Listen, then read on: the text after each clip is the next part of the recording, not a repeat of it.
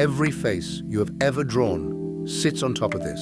The skull is the architecture of the human head, and once you can see it, you will never draw a portrait the same way again. Today, let's build one from a blank page, step by step. We start not with bone, but with a shape, a simple egg. The upper 2/3 is the cranial vault, the rounded case that holds the brain. Lightly, we drop in our guidelines, a center line for symmetry and a halfway line across the middle. That halfway line is where the eyes sit. Most beginners place them far too high. From here, we mark the width of the cheekbones and the line of the jaw. Take your time here. If the foundation is crooked, every detail you add later will only amplify the mistake. Now we think in planes, not outlines.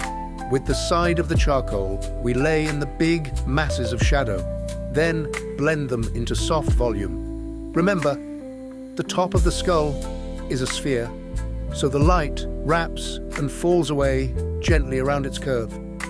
This single decision, committing to one light source, is what gives your drawing the illusion of real, solid weight. Time for structure. We define the frontal bone, your forehead, and trace the subtle temporal line that curves along the side of the vault. Above each eye runs the brow ridge, the supraorbital margin. This bony shelf is what casts the shadow that makes eyes look deep and serious. Feel how these forms connect. The bone is continuous and nothing floats on its own. This is where the skull comes alive.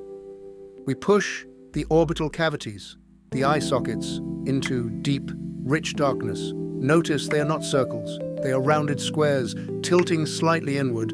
Between them, we carve the nasal aperture, that pear-shaped opening for the nose. And we let the cheekbones, the zygomatic bones, catch the brightest light, snapping the whole form into 3 dimensions. Squint your eyes as you work, and the big patterns of light and dark will reveal themselves instantly.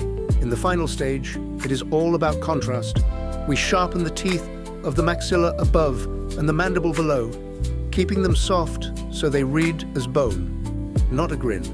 Then, we strengthen our darkest darks against our brightest highlights. And that last 10% is what separates a sketch from a study. And there it is, the foundation beneath every portrait. If this helped you see the head in a new way, follow SAMART Studio for the full anatomy drawing series. Next episode, we lay the muscles of the face right on top of this skull. You won't want to miss it.